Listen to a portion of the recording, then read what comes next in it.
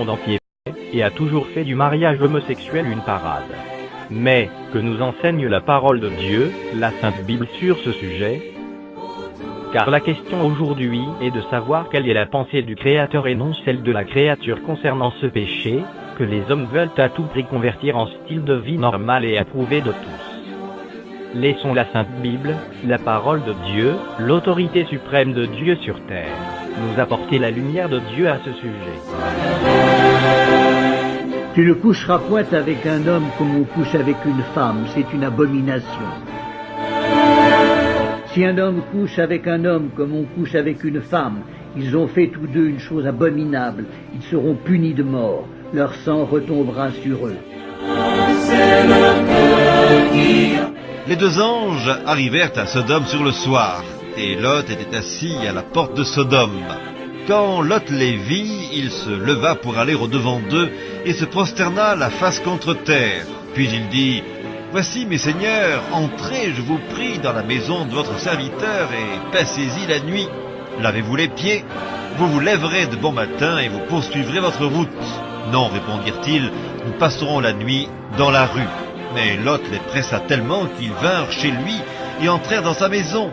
Il leur donna un festin et fit cuire des pains sans levain, et ils mangèrent. Ils n'étaient pas encore couchés que les gens de la ville, les gens de Sodome, entourèrent la maison depuis les enfants jusqu'aux vieillards. Toute la population était accourue. Ils appelèrent Lot et lui dirent: « Où sont les hommes qui sont entrés chez toi cette nuit ? Fais-les sortir vers nous pour que nous les connaissions. » Lot sortit vers eux à l'entrée de la maison et ferma la porte derrière lui. Et il dit: « Mes frères, je vous prie, ne faites pas le mal. Voici, j'ai deux filles qui n'ont point connu d'homme. Je vous les amènerai dehors et vous leur ferez ce qu'il vous plaira. Seulement, ne faites rien à ces hommes puisqu'ils sont venus à l'ombre de mon toit. » Ils dirent: « Retire-toi. » Ils dirent encore: « Celui-ci est venu comme étranger et il veut faire le juge. Eh bien, nous te ferons pire qu'à eux. » Et pressant Lot avec violence, ils s'avancèrent pour briser la porte. Les hommes étendirent la main, firent rentrer Lot vers eux dans la maison et fermèrent la porte. Et ils frappèrent d'aveuglement les gens qui étaient à l'entrée de la maison, depuis le plus petit jusqu'au plus grand, de sorte qu'ils se donnèrent une peine inutile pour trouver la porte.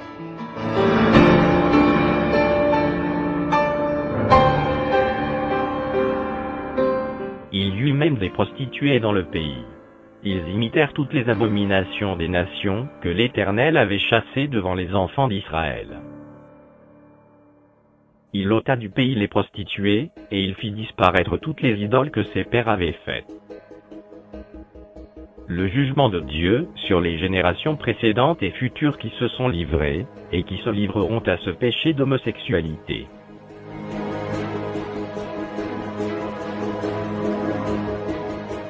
La colère de Dieu se révèle du ciel contre toute impiété et toute injustice des hommes qui retiennent injustement la vérité captive. Car ce qu'on peut connaître de Dieu est manifeste pour eux, Dieu le leur ayant fait connaître. En effet, les perfections invisibles de Dieu, sa puissance éternelle et sa divinité, se voient comme à l'œil depuis la création du monde, quand on les considère dans ses ouvrages. Ils sont donc inexcusables puisqu'ayant connu Dieu, ils ne l'ont point glorifié comme Dieu et ne lui ont point rendu grâce. Mais ils se sont égarés dans leurs pensées et leur cœur sans intelligence a été plongé dans les ténèbres. Se vantant d'être sages, ils sont devenus fous et ils ont changé la gloire du Dieu incorruptible en image représentant l'homme corruptible, des oiseaux, des quadrupèdes et des reptiles. C'est pourquoi Dieu les a livrés à l'impureté, selon les convoitises de leur cœur, en sorte qu'ils déshonorent eux-mêmes leur propre corps, eux qui ont changé la vérité de Dieu en mensonge, et qui ont adoré et servi la créature au lieu du Créateur, qui est béni éternellement. Amen.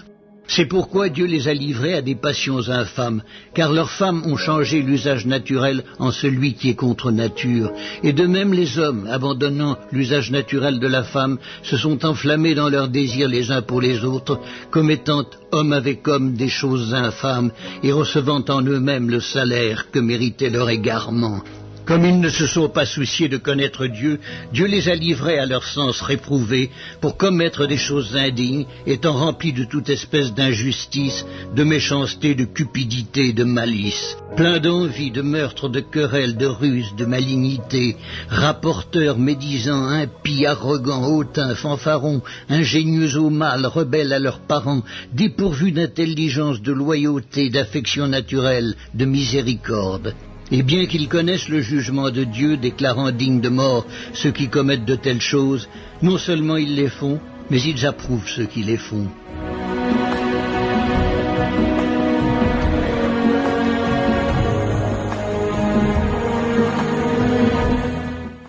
S'il a condamné à la destruction et réduit en cendres les villes de Sodome et de Gomorrhe, les donnant comme exemple aux impies à venir, et s'il a délivré le juste Lot, profondément attristé de la conduite de ces hommes sans frein dans leur dissolution, car ce juste, qui habitait au milieu d'eux, tourmentait journellement son âme, juste à cause de ce qu'il voyait et entendait de leur œuvre criminelle. Le Seigneur s'est délivré de l'épreuve, les hommes pieux, et réservé les injustes pour être punis au jour du jugement. Que Sodome et Gomorrhe, et les villes voisines, qui se livrèrent comme eux, à l'impudicité, et à des vices contre nature, sont donnés en exemple, subissant la peine d'un feu éternel. Ce qui arrivera du temps de Lot, arrivera pareillement. Les hommes mangeaient, buvaient, achetaient, vendaient, plantaient, bâtissaient. Mais le jour où Lot sortit de Sodome, une pluie de feu et de soufre tomba du ciel et les fit tous périr. Il en sera de même le jour où le Fils de l'homme paraîtra. Mais, eux, semblables à des brutes qui s'abandonnent à leur penchant naturel, et qui sont nés pour être prises et détruites, ils parlent d'une manière injurieuse de ce qu'ils ignorent, et ils périront par leur propre corruption, recevant ainsi le salaire de leur iniquité. Ils trouvent leur délice à se livrer au plaisir en plein jour. Hommes tarés et souillés, ils se délectent dans leur tromperie, en faisant bonne chère avec vous.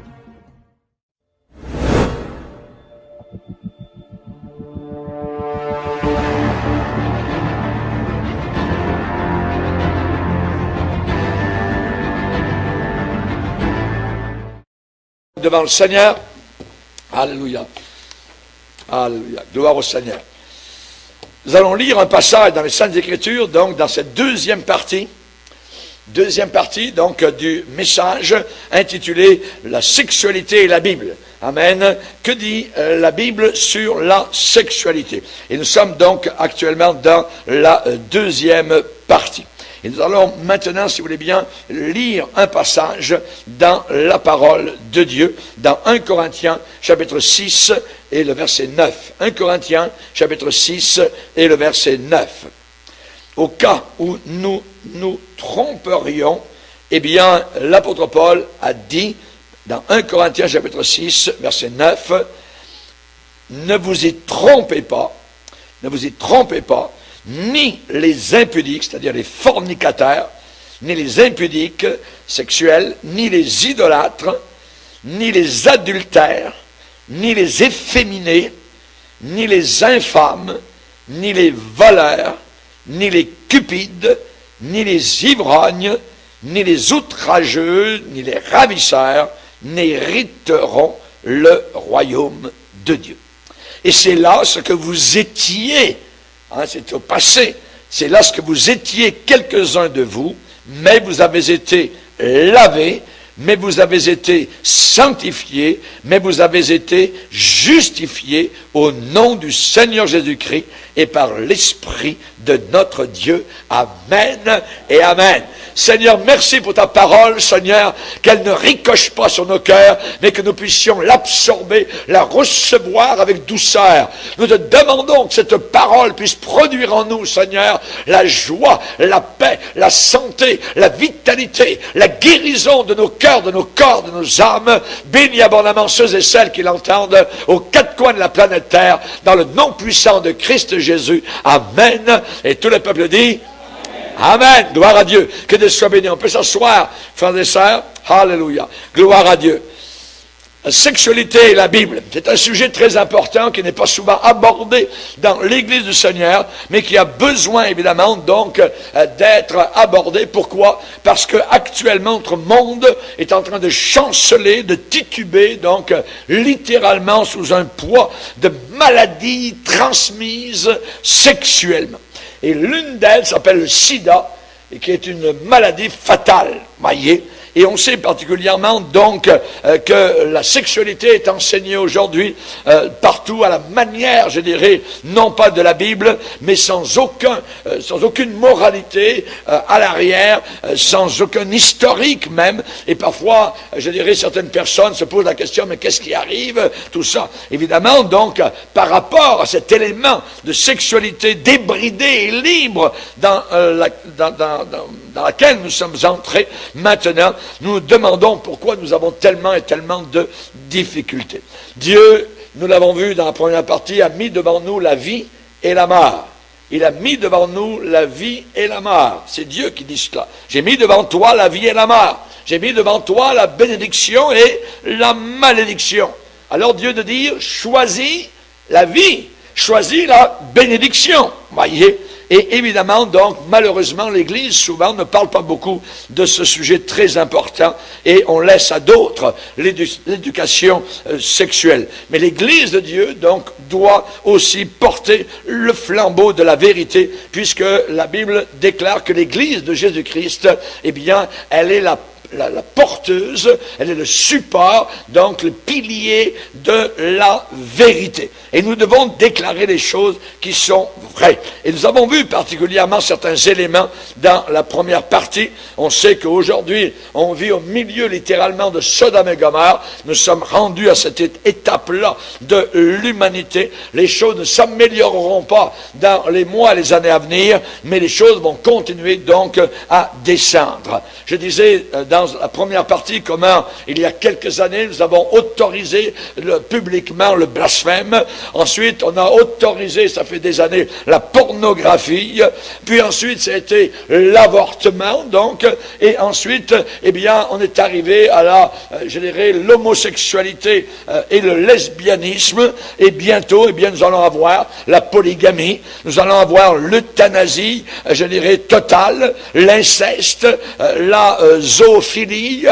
Donc, et cette progression est inévitable. Le mal continue à aller de l'avant exactement comme un cancer. S'il n'est pas, je dirais, nettoyé au départ, eh bien, va continuer à manger, à ronger, à s'étendre, donc par des métastases dans le corps humain. Eh bien, la même chose, que ce soit le blasphème, la pornographie, l'avortement, l'homosexualité, la polygamie, l'euthanasie, l'inceste, la zoophilie, évidemment, tout cela va continuer donc à aller de l'avant jusqu'au point de légalisation, voyez, de légalisation.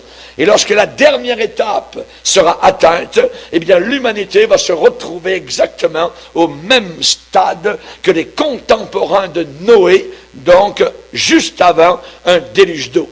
Et nous sommes, nous maintenant, juste avant un déluge de feu. C'est le feu, c'est ce que l'apôtre Pierre nous a enseigné. De la même façon que l'eau a détruit, maintenant à la fin des temps, eh bien ce sera par le feu. Et les villes de Sodome et Gomorrhe ont déjà été anéanties, rappelons-le, par le feu du ciel. On sait particulièrement que le Seigneur en a parlé dans Luc chapitre 17, et à ce moment-là, eh bien, il n'y aura plus qu'un développement, une avancée vers une seule direction, vers le bas. Vers le bas, vers le bas. Donc, on s'en va de plus en plus vers le bas, c'est-à-dire l'adoration directe de Satan. Adoration publique, adoration, je dirais, volontaire, donc, et mondiale, par tout le monde, et ce sera non seulement l'adoration de Satan, mais ce sera en même temps l'adoration du Fils de Satan. Voyez, comme Dieu a un fils, et vous connaissez évidemment ce que la Bible dit sur le fils de Satan, qui est l'Antichrist. Voyez, cette adoration sera mondiale et sera préparée, comme elle l'est actuellement, par un réseau donc mondial, et au travers d'une religion au goût de chacun. au goût de chacun. Cette religion mondiale aura des composés donc différents, autant d'un côté catholique, d'un côté islamique, d'un côté bouddhiste, ce que vous voulez, tout ça, mais tout cela s'en va évidemment dans la même direction. Ce que nous voyons actuellement, ce que nous témoignons autour de nous, c'est un combat de plus en plus évident contre Jésus-Christ. C'est un combat à la racine de plus en plus évident contre Jésus-Christ, étant, je le répète, l'unique et le seul chemin vers Dieu son Père. Et nous allons tenir, je dirais, bec et ongle par rapport à cette vérité déclarée dans la Bible, où Jésus dit, je suis le chemin, la vérité et la vie. Nul ne vient au Père que par moi. Que par moi. Donc, il y a uniquement Jésus pour aller au ciel. Donc, particulièrement, ce que nous avons vu dans la première partie, c'est la sexualité en dehors du mariage est-elle mauvaise? Et nous avons répondu, oui. Oui, elle est mauvaise. Ça s'appelle l'impudicité.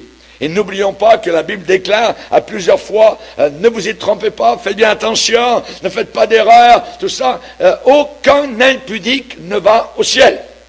Donc, aucune impudicité n'est acceptée par les portes de gloire, par les portes d'or, là-haut, dans l'éternité. Donc, nous avons vu cela. Et particulièrement, donc, ce que nous avons vu, eh bien, c'est que la sexualité est une très bonne chose qui a été donnée par le Seigneur, comme une rivière qui est très belle lorsqu'elle coule à l'intérieur de ses rives. Voyez, si elle dépasse ses rives, si elle déborde, à ce moment-là, c'est de la destruction. La sexualité, c'est la même chose. Si elle dépasse les bornes imposées par le Seigneur, à ce moment-là, c'est de la destruction. C'est comme l'électricité.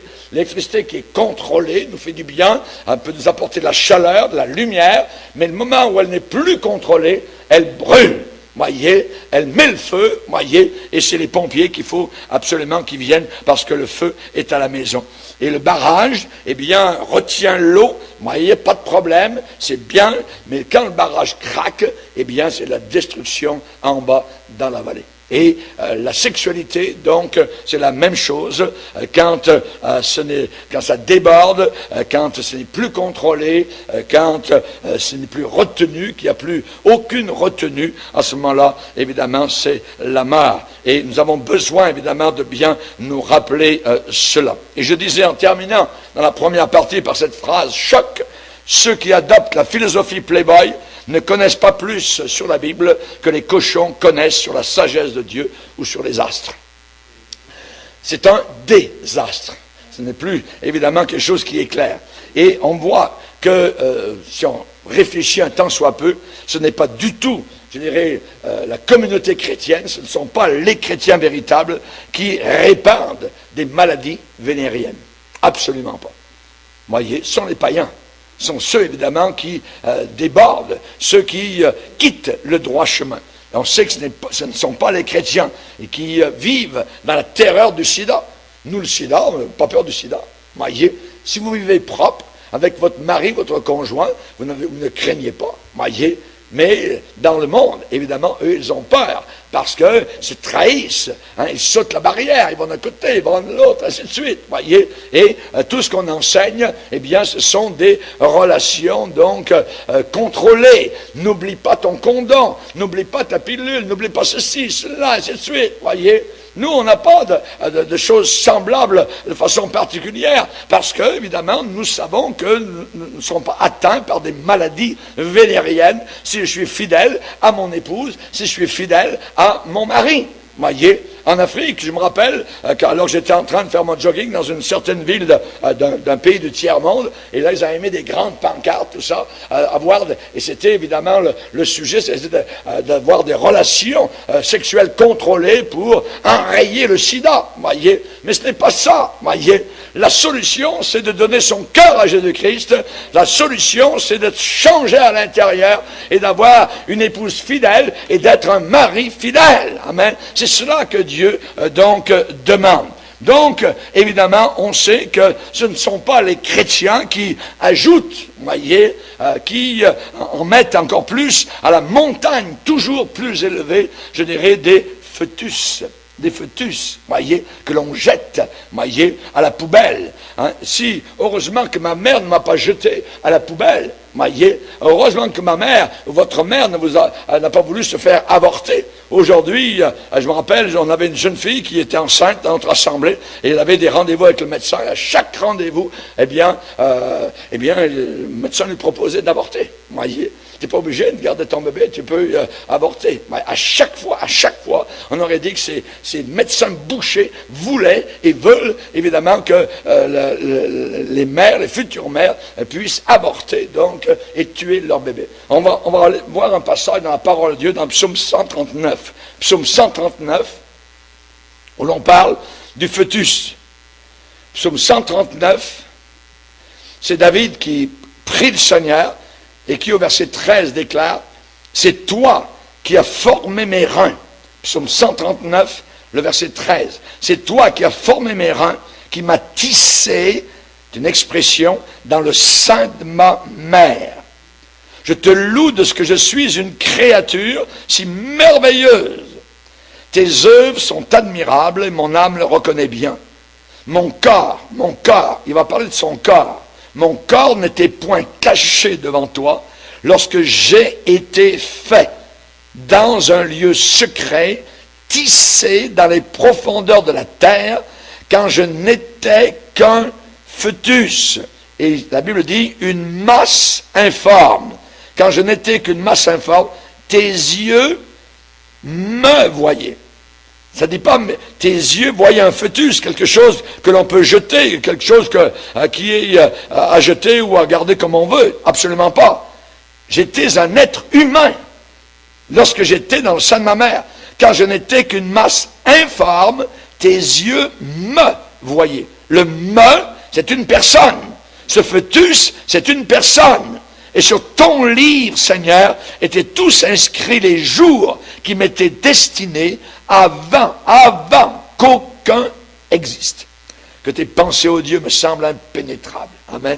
Évidemment, on comprend cela. Mais évidemment, la parole de Dieu dit que le fœtus est une personne. C'est une personne, voyez.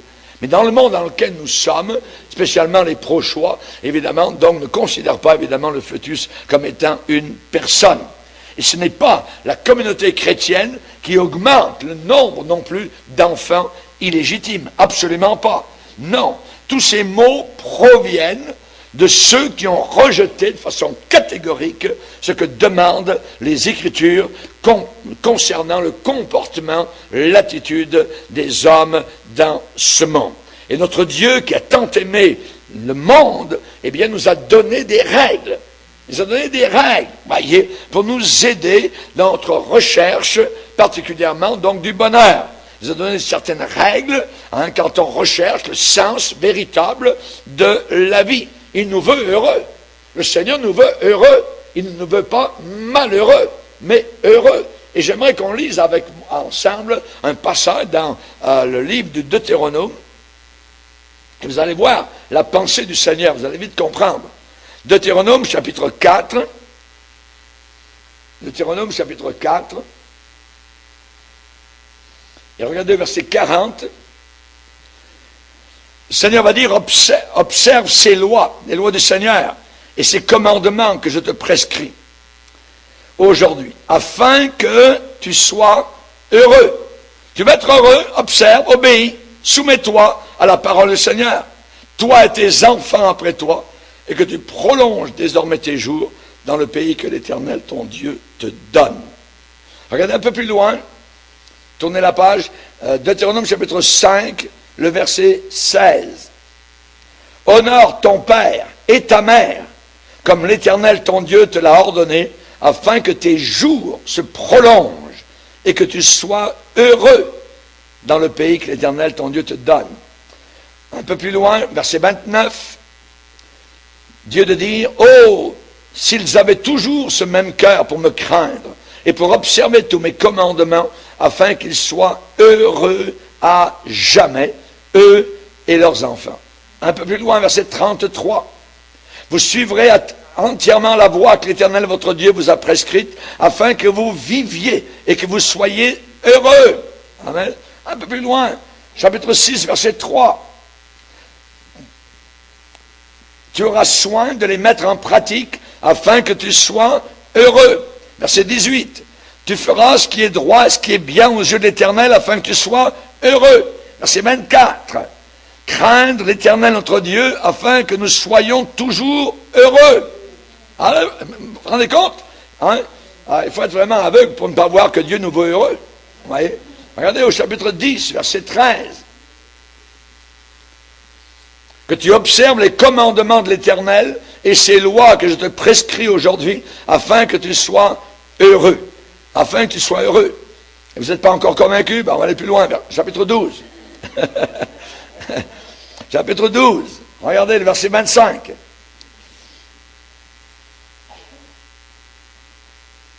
Ici, il est dit, seulement garde-toi de manger le sang, car le sang c'est l'âme. Tu ne mangeras pas l'âme avec la chair. Tu ne le mangeras pas. Tu le répandras sur la terre comme de l'eau. Tu ne le mangeras pas afin que tu sois heureux, toi et tes enfants après toi. Verset 28, garde et écoute toutes ces choses que je t'ordonne, afin que tu sois heureux, toi et tes enfants après toi, à perpétuité, en faisant ce qui est bien et ce qui est droit aux yeux de l'Éternel ton Dieu. Amen. Le monde autour de nous nous donne certaines directions qui ne sont pas droites aux yeux du Seigneur. L'important, ce n'est pas ce que le gouvernement approuve, ce que le gouvernement légalise. L'important, c'est ce que Dieu nous demande d'accomplir. Voyez? Et très souvent maintenant, nos gouvernements légalisent ce que Dieu condamne. Donc, ils portent à faux avec la parole du Seigneur. À nous de choisir qui nous voulons obéir. À qui voulons-nous obéir? Voyez? Évidemment, le système de notre monde a rejeté toutes ces règles, voyez, et nous devons regarder, évidemment, autour de nous le prix que nous sommes en train de payer actuellement. C'est un prix terrible, voyez.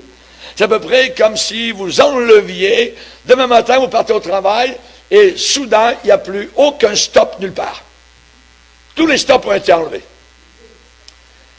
Ça ne va pas durer longtemps, voyez. Au bout d'une heure, tout est bloqué, toutes les routes, autoroutes, ainsi de suite. Pourquoi? Parce qu'il y a trop d'accidents. Parce que tous les stops ont été enlevés. Tout le monde fait ce qu'il veut, comme il veut, ainsi de suite. Voyez. C'est exactement ce qui est en train d'arriver dans notre génération, au point de vue, donc, moral et spirituel. Tous les stops sont enlevés, donc, autour de nous. On ne veut plus, donc, je dirais, de Dieu, de la Bible. Ils appellent ça des contraintes, ils appellent ça des pressions, ils appellent ça des chaînes, ils appellent ça des liens, ils appellent ça arriérés, ainsi de suite. Nous nous appelons ça, au contraire, très moderne. Très moderne. Notre Dieu est moderne. Alléluia. Gloire au Seigneur. Et ainsi, ceux qui veulent conduire leur véhicule de la façon qu'ils le désirent, eh bien, ils ne se sentent pas du tout réprimés ou frustrés. On enlève tous les stops. Tous les stops. Que d'accidents, partout. Voyez. Les familles, explosion des familles, tout ça, les divorces, les incestes. Maintenant, ça va plus loin, on change de sexe. Le petit gars, il a 15 ans, maintenant il pense qu'il est une fille, ainsi de suite. Oh, pas de problème, avec les psychologues, on va fournir tout ça à l'hôpital, tout est gratuit, ainsi de suite. Vous voyez, c'est un prix inimaginable, ça coûte des milliards à notre société. Et simplement parce qu'on ne veut pas obéir à la parole du Seigneur. Actuellement, il y a le groupe qu'on appelle les LGBT. Les LGBT, ce sont les lesbiennes, les gays, les bisexuels, transgenres. Voyez, tout ça, évidemment, c'est ensemble. Ça s'appelle les LGBT. Voyez. Qu'est-ce que je dis à tous ces gens-là? Et je dis, je veux parler aux promoteurs. Vous, les promoteurs de magazines de peau et de porno, voyez, nous disons non à tout ce que vous pouvez donc produire. Vos acteurs, vos actrices, immodestes, indécents, vos stars, vos étoiles filantes, voyez, sont impudiques, provocantes. Vos artistes, vos danseurs sont déplacés totalement et se trompent royalement, voyez. Ils confondent de l'art avec enlever ses vêtements. Pas plus que ça. Pas plus que ça. Il n'y a pas de nouveaux péchés, mais il n'y a que de nouveaux pécheurs. Et simplement, les péchés anciens sont actuellement dans des poubelles neuves. Mais c'est exactement la même chose. Ce ne sont pas les chrétiens qui sont malades, comme vous nous le dites. C'est vous, les promoteurs de poubelles. Voyez, vous êtes malades à mourir. Vous êtes proche de la mort et de l'enfer. Et vous êtes en train de tuer ceux qui sont autour de vous. Exactement comme les fumeurs invétérés. Votre haleine et votre souffle sentent le poison que vous déversez sur des innocents. Un nombre de gens insoupçonnés autour de vous. Et vous sentez déjà le souffle de l'enfer. Dieu a donné à la race humaine le don d'expression sexuelle pour qu'elle soit utilisée librement entre les maris et les épouses. Et vous avez perverti, renversé cela. C'est vous qui avez confondu rire avec moquerie. C'est vous qui avez confondu délice avec profaner. C'est vous qui avez confondu joie avec gai. On parle de vous comme étant un signe de la fin des temps. La Bible parle de vous comme étant des moqueurs. Et je vais vous lire ce que la parole de Dieu dit à votre sujet, sachant avant tout que dans les derniers jours, il viendra des moqueurs avec leur raillerie, marchant selon leur propre convoitise.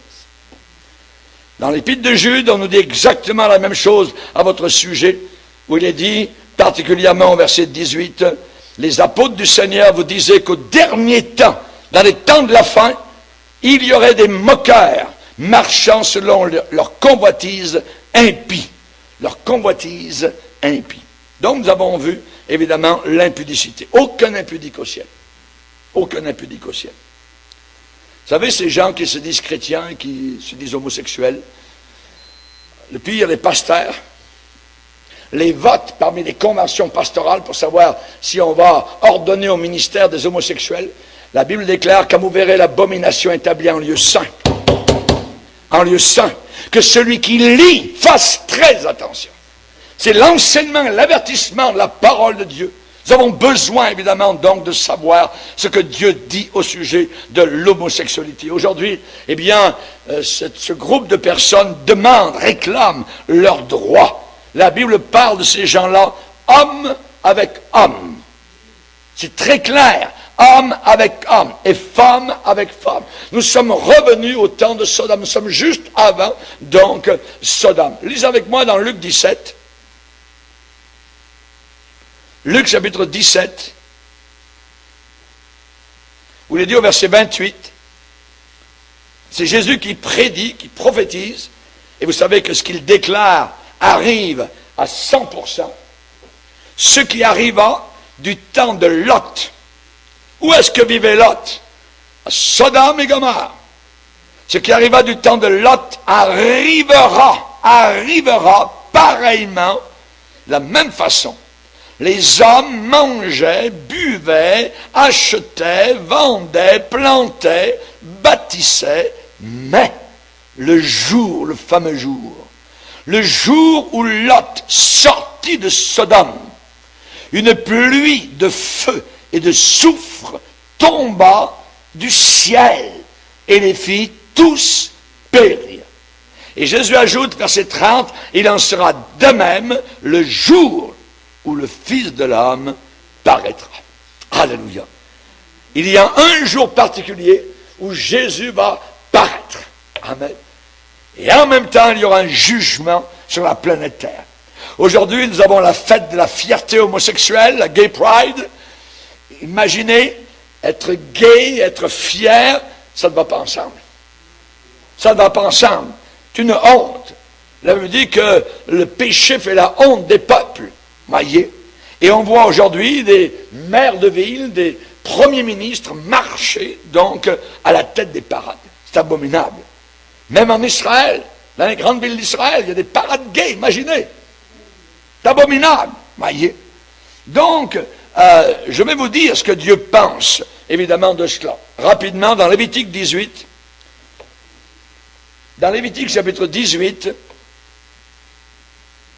il est dit au verset 22, « Tu ne coucheras point avec un homme comme on couche avec une femme. C'est une abomination. » C'est une abomination. C'est abominable, voyez. Et quand le Seigneur dit « dehors les abominables », eh bien, ça fait partie de cela. Lisez un peu plus loin dans Lévitique chapitre 20, Lévitique chapitre 20, verset 13. Si un homme couche avec un homme, comme on couche avec une femme, ils ont fait. Qu'est-ce qu'ils ont fait? Ils ont fait tous deux une chose abominable. Ils seront punis de mort. L'Ancien Testament était terrible. Ils seront punis de mort. Leur sang retombera sur eux.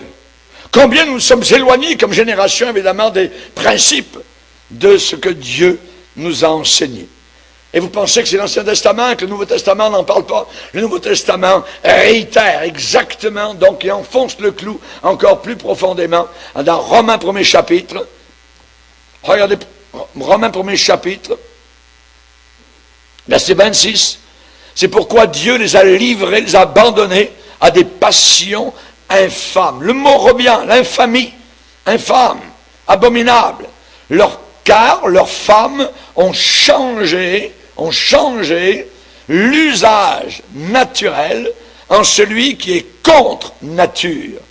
Et de même, les hommes, abandonnant l'usage naturel de la femme, se sont enflammés dans leurs désirs les uns pour les autres, commettant homme avec homme, c'est bien clair, des choses infâmes, et recevant en eux-mêmes le salaire que méritait leur égarement. Donc c'est très clair. Ça veut dire que c'est interdit. C'est interdit de la part du Seigneur. L'homosexualité est un déni du système reproductif de l'homme que Dieu nous a accordé. L'homosexualité est un désaveu, une contestation, une dénégation, voyez, une révolte contre la relation de mariage entre un homme et une femme. Voilà ce qu'est l'homosexualité. Voyez, on sait que Dieu a créé Adam et Ève. En anglais, Adam and Eve. Et Dieu n'a pas créé Adam and Steve. C'est Adam et Ève. Amen. Adam et Ève. Et, chers amis, il est dit que Dieu créa l'homme et la femme. Et ça sera pour tous les temps, évidemment, et en tout lieu. Pourquoi? Et aujourd'hui, on veut renverser, imaginez, cette génération veut renverser l'ordre établi par le Seigneur Tout-Puissant et 3 fois saint. Chers amis, l'homosexualité est un affront direct, un face-à-face contre Dieu. Et c'est la raison pour laquelle la destruction de Sodome et Gomorrhe a eu lieu. Lisez avec moi dans Genèse chapitre 19. Genèse chapitre 19, le verset 23. Il est dit, le soleil se levait sur la terre lorsque Lot entra dans Tsoar. Il avait quitté Sodome. Alors, à ce moment-là, verset 24, l'Éternel fit pleuvoir du ciel sur Sodome et sur Gomorrhe du soufre et du feu de par l'Éternel. Il détruisit ces villes, toute la plaine et tous les habitants des villes et toutes les plantes de la terre. Et encore aujourd'hui, des millénaires plus tard, il n'y a rien qui pousse dans la région. La femme de Lot regarda en arrière et elle devint une statue de sel. Abraham se leva de bon matin pour aller au lieu où il s'était tenu en présence de l'Éternel. Il était sur les montagnes, donc en haut de la vallée du Jourdain, où étaient les villes de Sodome et Gomorrhe. Verset 28, il porta ses regards du côté de Sodome et de Gomorrhe, et sur tout le territoire de la plaine. Et voici, il vit s'élever de la terre une fumée, comme la fumée d'une fournaise. Lorsque Dieu détruisit les villes de la plaine, il se souvint d'Abraham. Et il fit échapper Lot. Regardez bien comment la Bible décrit cela, la destruction de Sodome et Gomorrhe, du milieu du désastre par lequel il bouleversa les villes où Lot avait établi sa demeure. Chers amis, quand le soleil s'est levé, c'était la fin. Ils avaient foiré encore le soir auparavant, homme avec homme, femme avec femme, ça dansait, la nudité, ainsi de suite. Ils ne savaient pas qu'il leur restait quelques heures, quelques minutes. C'était leur dernière nuit sur la terre. Chers amis, Dieu voit ce qui se passe dans notre génération. Le chrétien pleure, le chrétien gémit, le chrétien est triste. Jésus a dit, le monde se réjouira, vous serez tristes.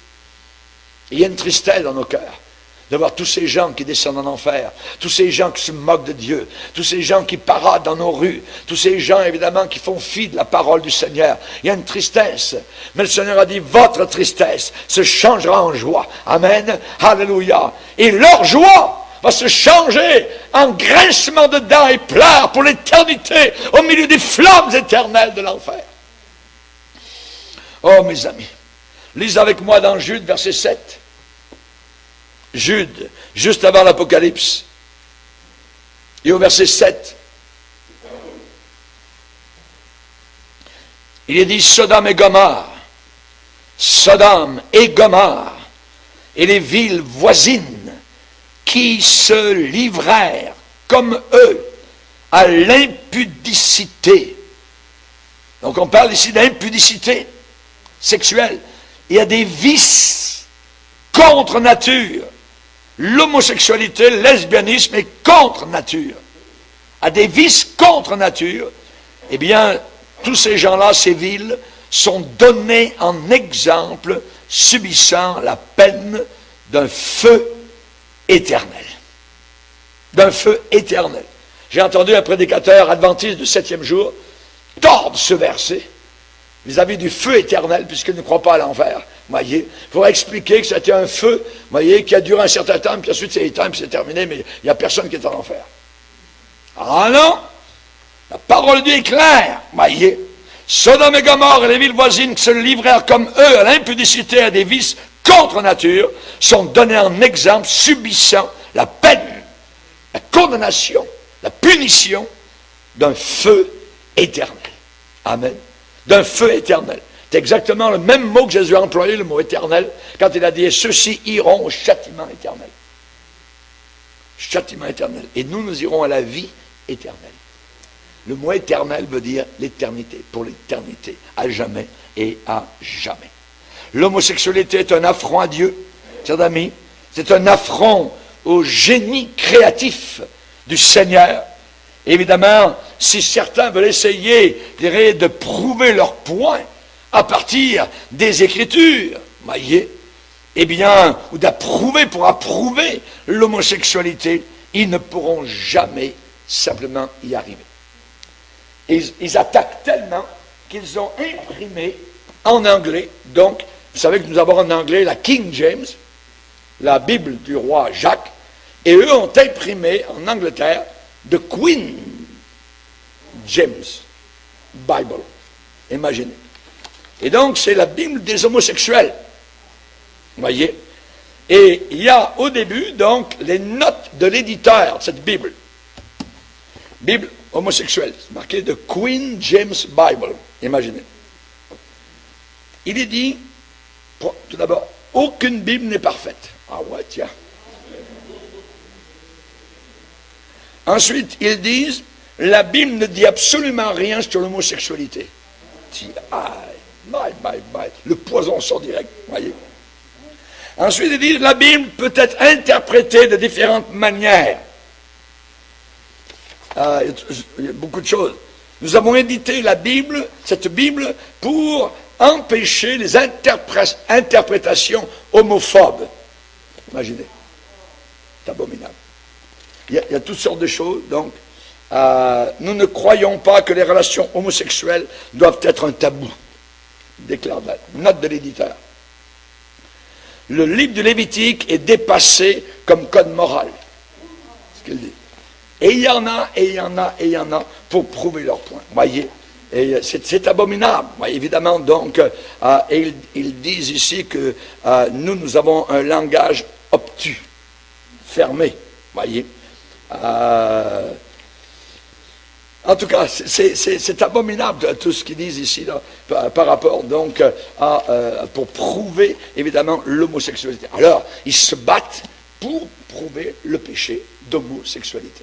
Raison pour laquelle, maintenant, on peut arriver, donc les pasteurs homosexuels peuvent marier deux homosexuels, des maires de ville ou des mairesses de ville peuvent le faire librement, tout ça. Alors, évidemment, donc c'est leur Bible. Évidemment, il y a beaucoup de choses à l'intérieur qui n'ont pas pu changer, mais il y a des choses qui ont changé littéralement pour prouver, donc, leur point de leur péché d'homosexualité.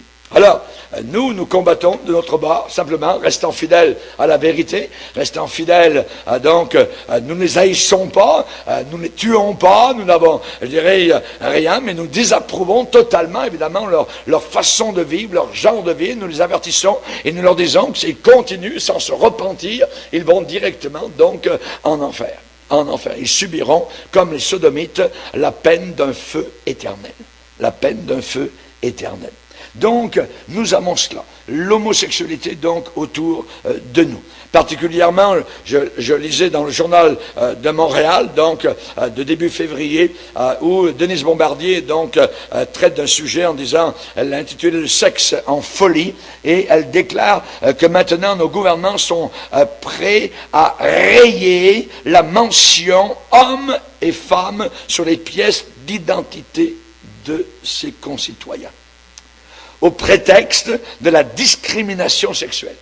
Donc maintenant, vous n'êtes plus ni un homme ni une femme aux yeux du gouvernement, vous êtes quelqu'un. C'est cela, voyez. Et cela va arriver tellement, je dirais, dans une confusion tellement terrible, que la confusion des genres est aussi celle des esprits. Par exemple, ajouter une toilette neutre dans un lieu public est avant tout une indication que notre société est une maison ouverte à tout vent où plus personne n'est à l'aise, afin que les minoritaires les plus atomisés s'y sentent moins seuls. C'est donc une déconstruction de l'humanité et de ses valeurs universelles. Elle a raison. Elle a raison. Je l'approuve dans ce qu'elle déclare. Voyez. Donc nous avons cela maintenant, nous sommes arrivés à une génération tellement intelligente, tellement instruite, tellement éduquée que nous allons avoir besoin donc d'une troisième sorte de toilette. On a aussi autre chose dans la Bible, que nous condamnons non seulement l'impudicité, non seulement l'homosexualité, mais nous condamnons la bestialité. La bestialité, c'est le sexe avec les animaux. Et je vais vous donner simplement donc la règle scripturaire, la règle des Écritures, verbatim, de ce qui est écrit dans Lévitique chapitre 20. On peut s'y rendre. Lévitique chapitre 20, versets 15 et 16. Lévitique chapitre 20 et les versets 15 et 16. Si un homme couche avec une bête, il sera puni de mort, et vous tuerez la bête. Si une femme s'approche d'une bête pour se prostituer à elle, tu tueras la femme et la bête.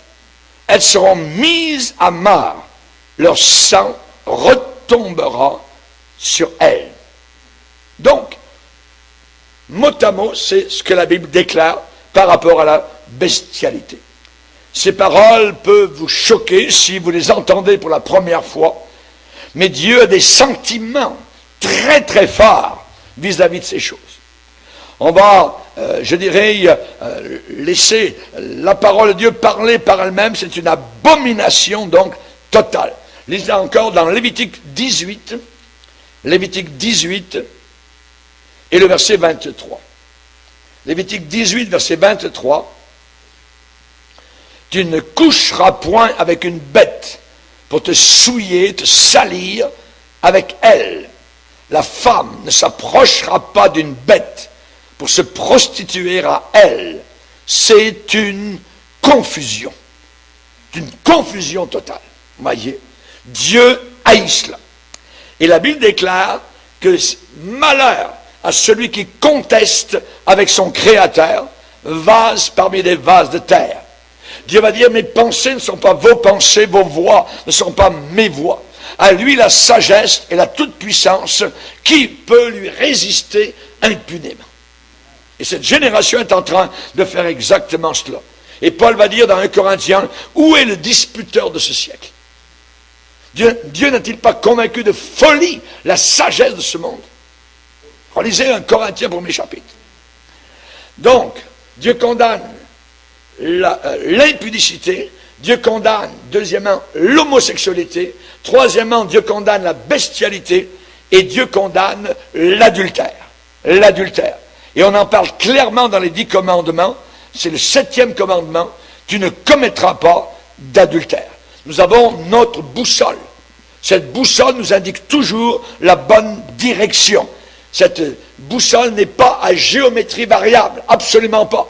C'est la vérité et nous devons évidemment nous y tenir. Attention à ce que cette génération appelle comme situation d'éthique.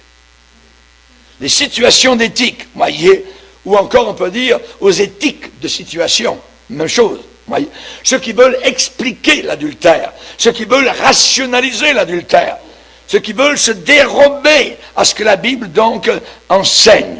Attention, raisonnement faux qui fait que quelqu'un arrive à cette sorte de conclusion.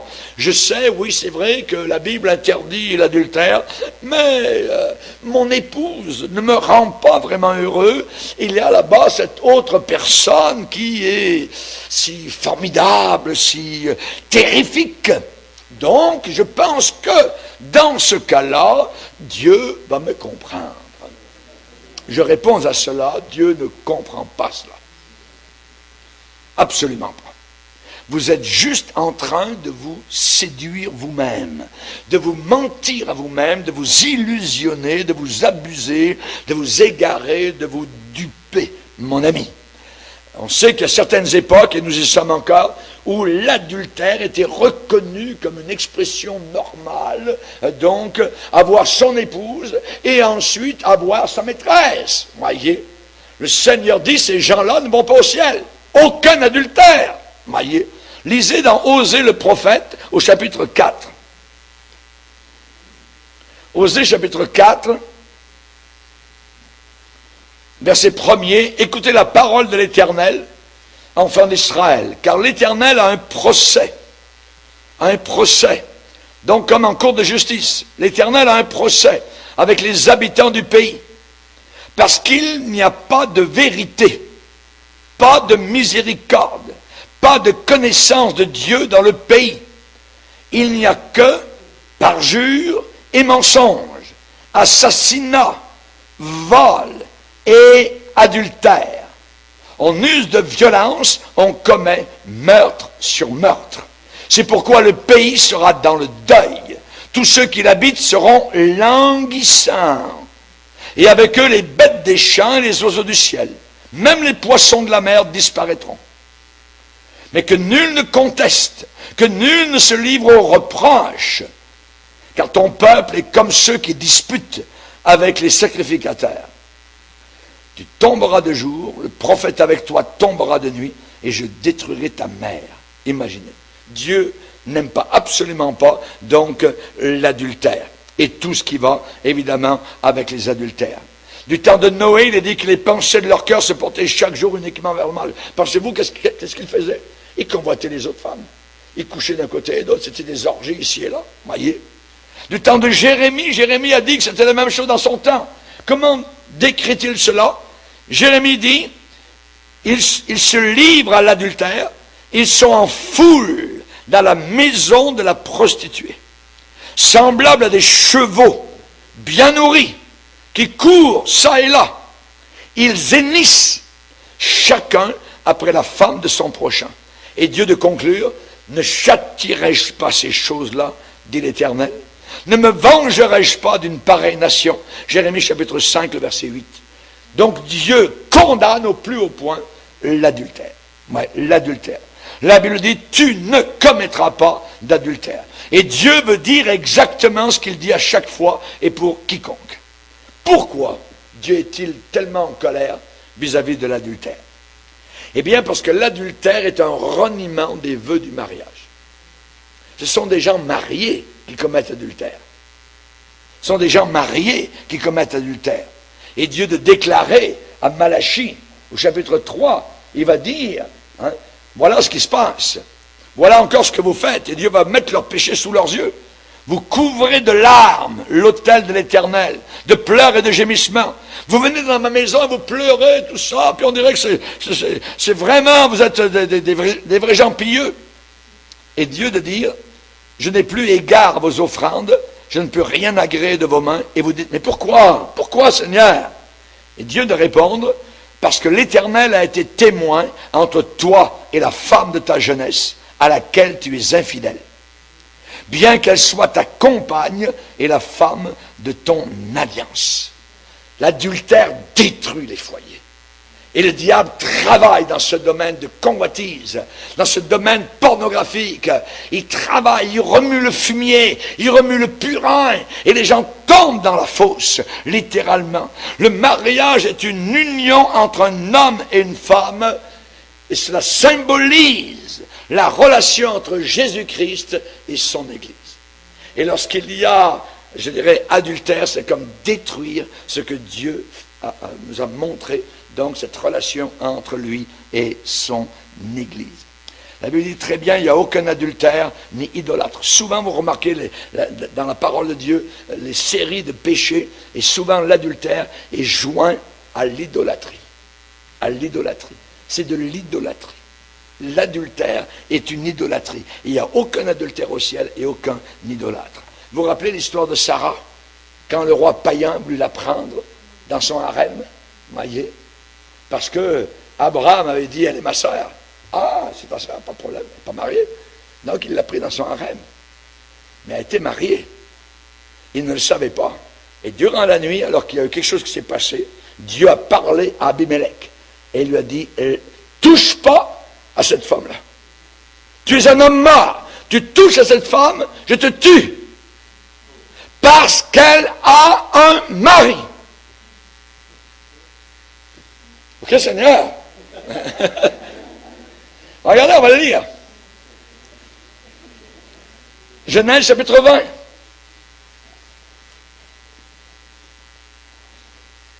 Genèse chapitre 20, verset 1er. Verset 2. Abraham disait de Sarah sa femme, c'est ma sœur. Abimelech, roi de Guérar, fit enlever Sarah.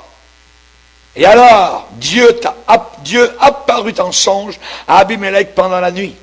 Et lui dit, voici, tu vas mourir, à cause de la femme que tu as enlevée, car elle a un mari. Abimelech, qui ne s'était point approché d'elle, répondit, Seigneur, ferais-tu périr même une nation juste? Ne m'a-t-il pas dit, c'est ma sœur? Et elle-même, n'a-t-elle pas dit, c'est mon frère? J'ai agi avec un cœur pur, avec des mains innocentes. Et Dieu lui dit en songe, je sais que tu as agi avec un cœur pur. Aussi, je t'ai empêché de pécher contre moi. Le péché d'adultère est un péché contre Dieu. Je t'ai empêché de pécher contre moi. C'est pourquoi je n'ai pas permis que tu la touches. Maintenant, rends la femme de cet homme, car il est prophète. Mal. Il priera pour toi et tu vivras. Mais si tu ne la rends pas, sache que tu mourras, toi et tout ce qui t'appartient. Donc nous voyons comment Dieu protège les liens du mariage. Et il prend cela évidemment très au sérieux. L'adultère est une attaque sur les liens du mariage. Et même si l'adultère peut être pardonné par le Seigneur, cet acte va causer des difficultés majeures à l'intérieur du mariage en question. Voyez? Et ça peut prendre des années et des années à guérir. Maintenant, évidemment, les pourvoyeurs d'immoralité, eh bien, ils aiment appeler leurs actions l'amour libre. L'amour libre. Mais ce n'est pas du tout libre et ce n'est pas du tout gratuit. Il y a un prix très élevé à payer. Il y a une difficulté inimaginable à porter. Voyez?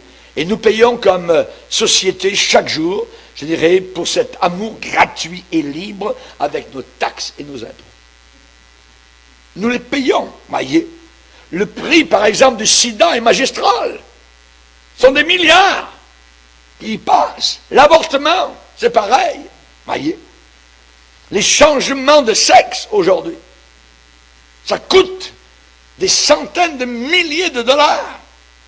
Et ça peut amener la race humaine à la banqueroute totale.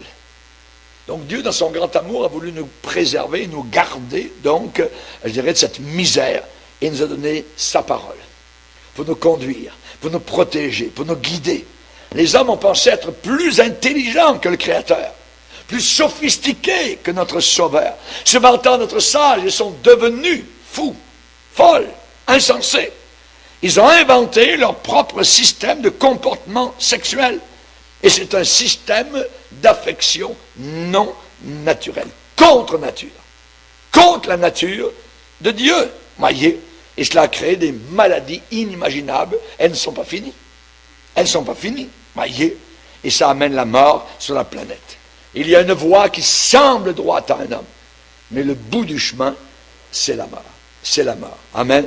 Dieu nous a donné en cadeau la sexualité à l'homme, à la femme, pour apporter la joie, un délice dans le lit du mariage, mais aussi pour continuer donc la race humaine. Et c'est l'un des plus grands cadeaux, et c'est certain.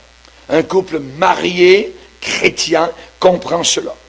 Et un couple marié chrétien ne ressent absolument aucune culpabilité dans leur plaisir mutuel. Et considèrent leurs enfants comme étant le don, un cadeau merveilleux de la part du Créateur. Quand ces couples chrétiens apprennent qu'il y a une grossesse qui s'en vient, eh bien, ne se précipitent pas du tout vers une clinique d'avortement, voyez, pour faire tuer leurs enfants. Absolument pas. Ils sont heureux, ils disent, merci Seigneur, tu vas nous donner un enfant. Amen. Un couple chrétien et marié possède entre eux, donc, un lien de respect, de délice, de compréhension. Et cela est exprimé dans son plus haut degré dans le lit du mariage. Et ni l'un ni l'autre ont peur, donc, d'être contaminés par une maladie sexuelle. Ils sont fidèles l'un à l'autre. C'était l'intention de Dieu, et ne vous laissez jamais intimider par ceux qui doutent de ce que je suis en train de vous enseigner. Amen. Gloire au Seigneur.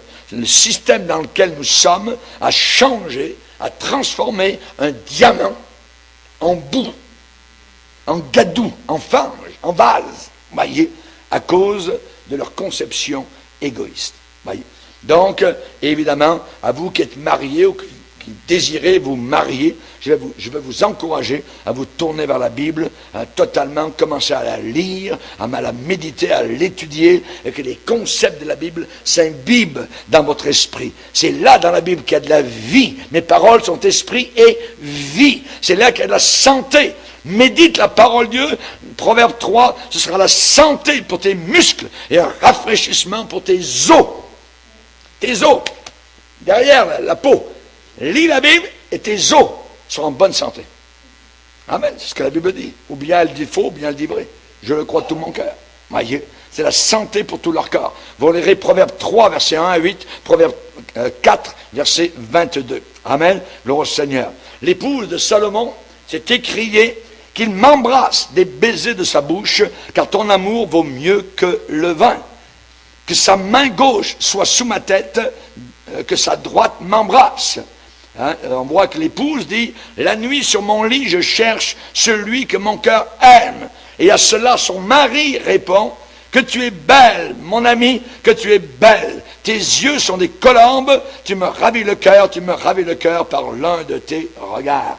Et avec cela, nous fermons avec modestie la porte de leur chambre. Amen.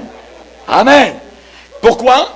Parce que ce qui arrive ensuite, eh bien, ce sont le mari et l'épouse qui se réjouissent de la relation délicate, exquise, planifiée pour eux par le Maître Créateur qui les aime chèrement et tendrement. Heureux les cœurs purs, car ils verront Dieu. Amen. Que le mariage soit honoré de tous et le lit conjugal exempt de souillure, car Dieu jugera les impudiques et les adultères. Amen. Seigneur, te bénissons pour ta parole. Nous voulons te glorifier. Nous voulons t'aimer, te servir avec joie. Garde tes enfants propres. Garde tes enfants purs, Seigneur. Que celui qui est saint se sanctifie encore plus. Que celui qui est juste continue à marcher dans la justice de Christ. Nous voulons, Seigneur Jésus, marcher avec toi jusqu'à la fin. Nous te bénissons pour les cadeaux merveilleux que tu nous as faits, Seigneur. Bénis nos jeunes gens, Seigneur, qu'ils puissent se soumettre à ta sainte volonté et qu'ils puissent être heureux, joyeux, Seigneur, dans la soumission et l'obéissance à ta sainte parole. Dans le nom puissant de Jésus, Amen. Et tout le peuple dit Amen. Gloire à Dieu.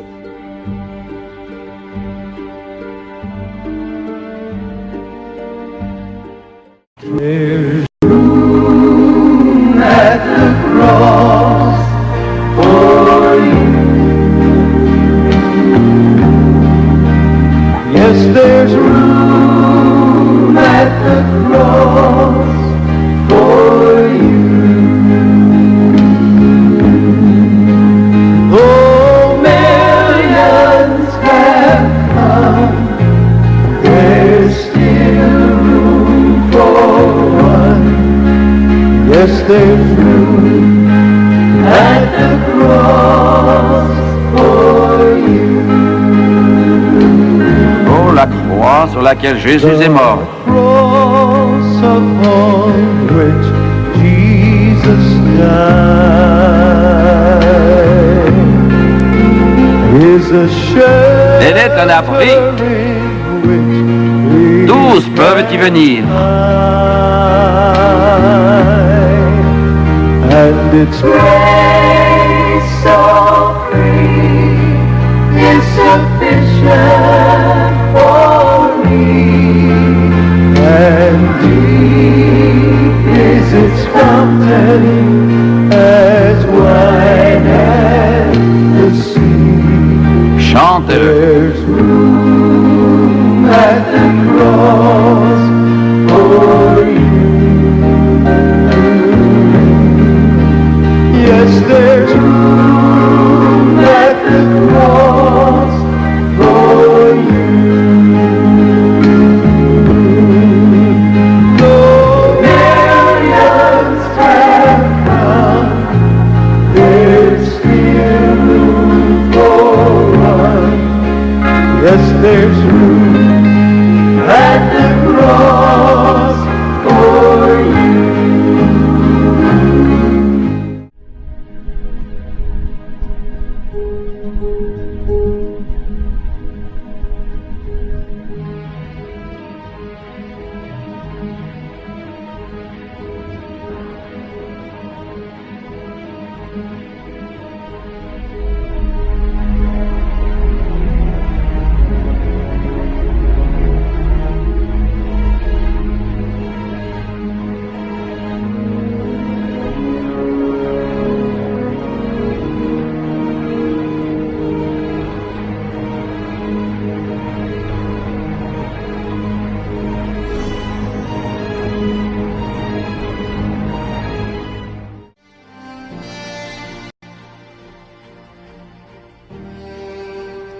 Chers amis, la Bible enseigne que le monde s'en va inexorablement, non vers la paix, mais vers une guerre ultime, de cataclysme, un Armageddon décrit au chapitre 7 de l'Apocalypse.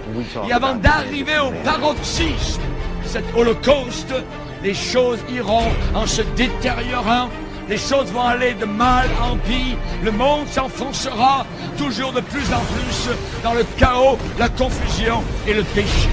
Plus on approchera de la fin, les guerres vont augmenter. Le taux de criminalité va monter en flèche. Les crises économiques seront de plus en plus graves. Les catastrophes naturelles sans précédent, tremblements de terre, inondations, famine, épidémies, pestilences, tout cela a été décrit dans la parole du Seigneur. Et toutes ces calamités marqueront le déchaînement de la colère de Dieu sur notre monde impie et rebelle.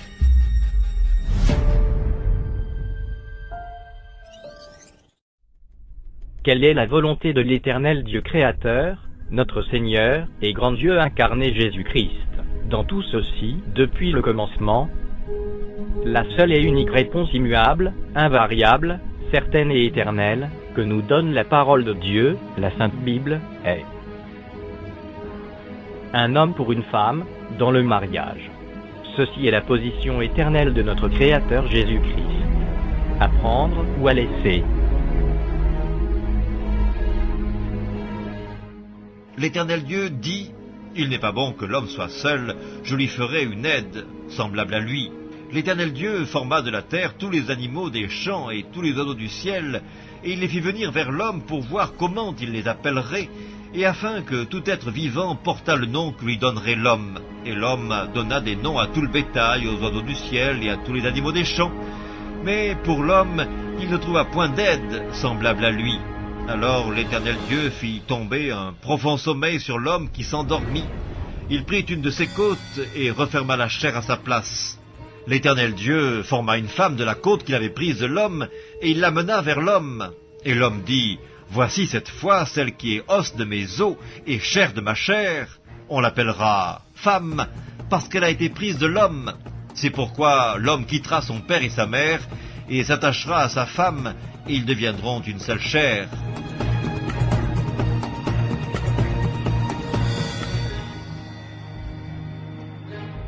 Il répondit, « N'avez-vous pas lu que le Créateur, au commencement, fit l'homme et la femme et qu'il dit, c'est pourquoi l'homme quittera son père et sa mère, et s'attachera à sa femme, et les deux deviendront une seule chair.